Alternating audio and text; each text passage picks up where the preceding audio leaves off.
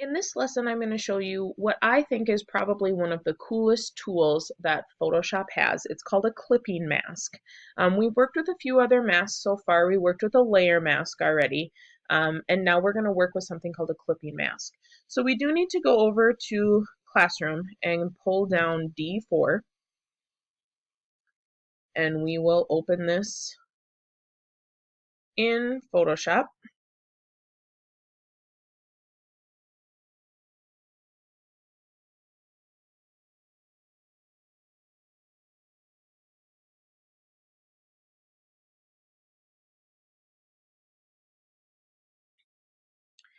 So let's take a little look at our graphic to get a feel for it. We have a white background. We have a wood image layer, and then we have a layer that had text on it that was rasterized, and it has an inner bevel layer style effect on it. So essentially, what a clipping mask is when you use artwork on one layer to mask the artwork on the layer beneath it. So the thing I can not stress enough to you about a clipping mask is that whatever you are going to clip into has to be directly below your clipping mask. So let's talk about this. I'll show it to you so you can get a feel for what I'm talking about. What I want us to do is to create a new layer. And so we're going to create it right above our inner bevel. So let's click on our new layer button. That is down on our layer panel at the very bottom. It's a little square with the corner peeling up. We'll add a new layer. I'm going to name this right away Gradient. And then you can go ahead and pick whatever gradient you want. If you want to use the gradient we created in our last lesson, feel free to do that. That's what I'm going to do. I'm going to click on my gradient layer, use the gradient I created, and I'm just going to drag that all the way across. So obviously this gradient is covering up the entire graphic at this point in time. And that's okay because what we need is we are going to clip this gradient into this text. And the way that we do that, and there's a couple like always with Photoshop, but I like to just right click on the gradient layer and say create clipping mask. And so you will see that what happens is your gradient gets clipped into the text. And so I think it looks awesome. I think it's such a cool look. And so if you we're gonna do some things to kind of show you what can happen if you don't do this correctly. So to release a clipping mask, you just right click and say release clipping mask. And I just want to show you what happens if, for example, we had our gradient beneath our inner bevel layer. So I'm going to drag that down there like this. And I'm still trying to create that clipping mask, and I right click and I say create clipping mask and I clip it into the wood.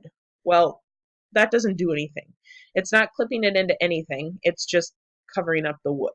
That does absolutely no good for us. So I'm going to release that clipping mask, bring it back up above my inner bevel. And then I said there was another way to do a clipping mask. Again, it's just up under layer.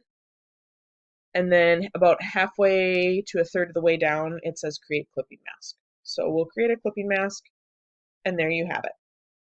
So one thing that you can do with your gradient is you can actually grab your move tool and you can position how the gradient looks. So if you pull it, if you wanted to see more of one color or less of one color, you can pull it either to the left or the right. You can go up and down. Whatever it happens to be. Up and down doesn't really change because I did a horizontal linear gradient. That doesn't really make a difference. But one thing you'll notice is if you pull too far, you'll start to see the text again. And all that means is that if you look over here, you're pulling your gradient off of the edge of the graphic and you can't see it. So I'm just going to pull that back up so you can see.